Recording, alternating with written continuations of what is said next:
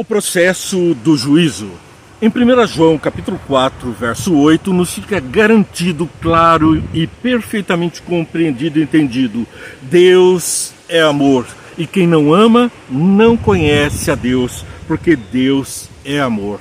Está então na palavra de Deus garantido que Deus é amor. Como falar então de juízo?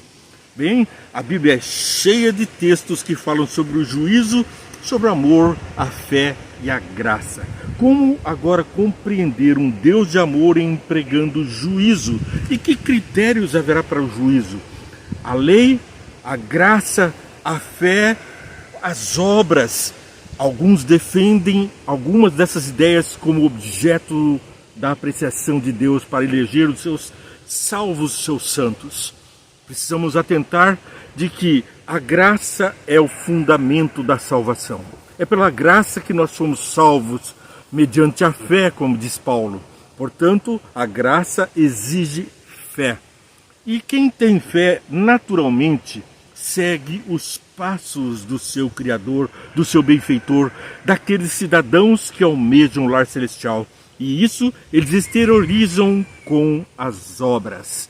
Portanto, a graça e a fé nos levam às obras, e sem esses frutos, porque Jesus disse, pelos seus frutos os conhecereis, sem frutos, seremos como a figueira que Jesus encontrou sem nenhum fruto. Ela era verdejante, cheia de folhas, mas enganou, porque uma figueira cheia de folhas presumia figos, e Jesus gostava de figos. Mas não era tempo dessa fruta. E então Jesus chega àquela figueira que apregoava a aparência de ser frutífera.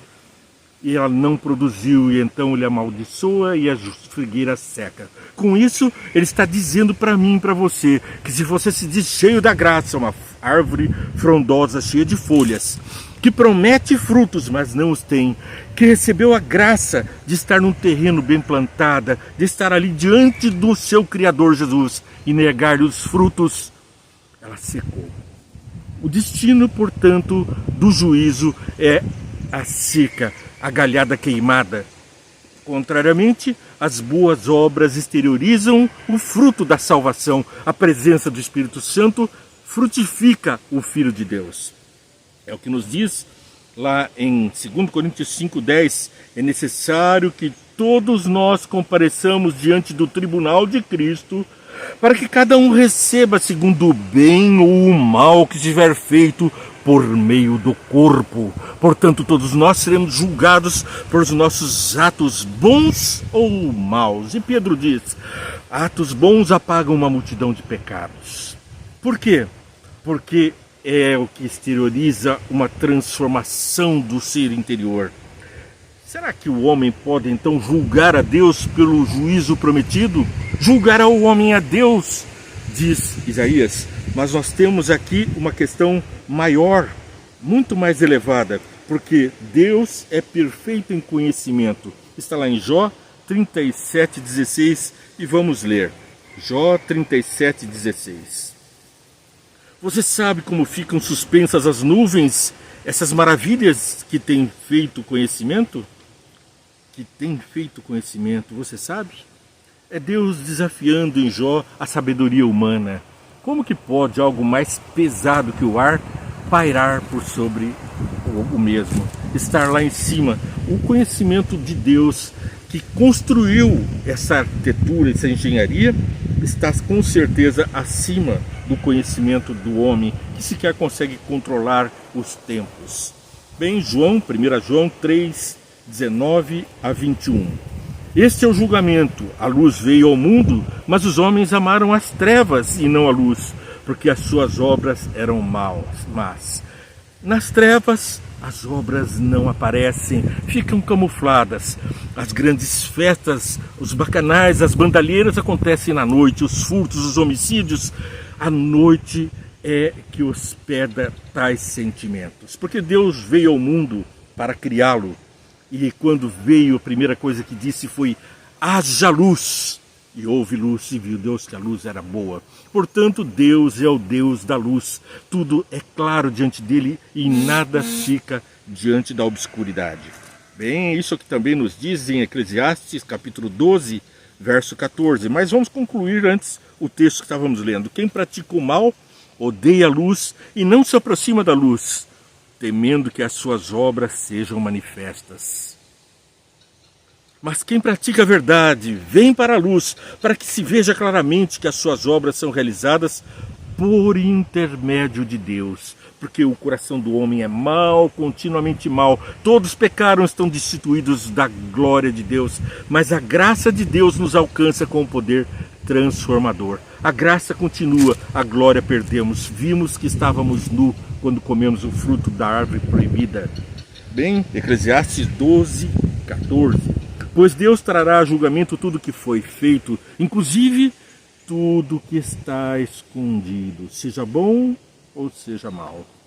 Aquele que pratica as obras nas trevas, pensando escapulir dos olhares dos homens, saiba, o juiz de toda a terra apreciará os altos maus, ainda que na calada da noite, no escondido. Os pecados que vão no íntimo, no secreto, serão revelados. Isso aqui está também em Jeremias 17, versos 9 e 10. O coração é mais enganoso que qualquer outra coisa e a sua doença é incurável. Quem é capaz de compreendê-lo? Eu sou o Senhor que sonda os corações e examina a mente, para recompensar a cada um de acordo com a sua conduta, de acordo com suas obras. O homem que obtém riquezas por meios injustos é como a perdiz que choca os ovos que não pôs.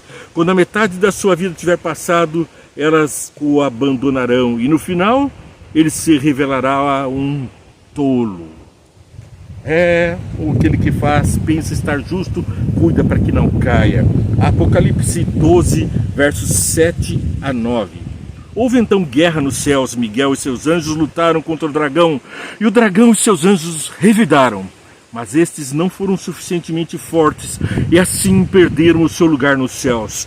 O dragão foi lançado fora, ele é a antiga serpente chamada Diabo e Satanás, que engana o mundo todo. Ele e seus anjos foram lançados à terra. Então ouvi uma forte voz dos céus que dizia: agora veio a salvação, o poder e o reino do nosso Deus e a autoridade do seu Cristo. Pois foi lançado fora o acusador dos nossos irmãos, que os acusa diante do nosso Deus dia e noite. Eles o venceram pelo sangue do Cordeiro e pela palavra do testemunho que deram diante da morte. Portanto, justos e bons vencem os maus pelo sangue do Cordeiro, pelo seu próprio testemunho, ainda que diante da morte. Não amaram a própria vida. Portanto, celebrem-no, ó céus, e os que nele habitam. Mas ai da terra e do mar, pois o diabo desceu até vocês. Ele está cheio de fúria, pois sabe que lhe resta pouco tempo até o dia do juízo, onde bons serão separados eternamente dos maus, e os maus com o diabo seguindo a sina desastrosa que ele, Satanás, escolheu, o fogo eterno. O fogo onde purificará a terra, exterminará o mal, não um fogo que dura para sempre, queimando e queimando, mas um fogo que consome o pecado para sempre. Isso sim, o fogo destrói os maus, de pronto, em poucos momentos, em pouco tempo de sofrimento, poucos dias para Satanás, poucos minutos, poucas horas para alguém, mas para os santos, a glória eterna, separados de tudo que é dor, fadiga, tristeza, doença, mal que venha do diabo, não existe mais, apenas a luz, a glória, e você vivendo na luz conforme o caráter que demonstrou e cultivou aqui na terra, produzindo nos céus os bons frutos que aprendeu a produzir aqui na terra. O joio separado do trigo, o fruto sendo produzido, separado da erva daninha. Ei, você assistiu agora, vê e entende, vem com a gente, curta, compartilha, siga essa programação diariamente, ore conosco. Pai querido, nós estamos diante de Ti, com a Tua palavra, atentos para podermos compreender a Tua palavra. É a Tua revelação, manda-nos pelo Espírito Santo a plena compreensão, que cada um compreenda aquilo que mais anseia, que o seu coração mais precisa para ser uma videira verdadeira, ligada a Cristo, a fonte da vida, e assim sermos testemunhas Suas diante do universo, com os bons frutos que possamos produzir. São as bênçãos que eu peço para os que estão assistindo, para as pessoas a quem possamos alcançar, em nome de Jesus. Amém. E que Deus te abençoe e muito. Essa semana estaremos falando sobre o juízo. Não perca, vê e entende para você seguir, curtir e compartilhar. Vem com a gente.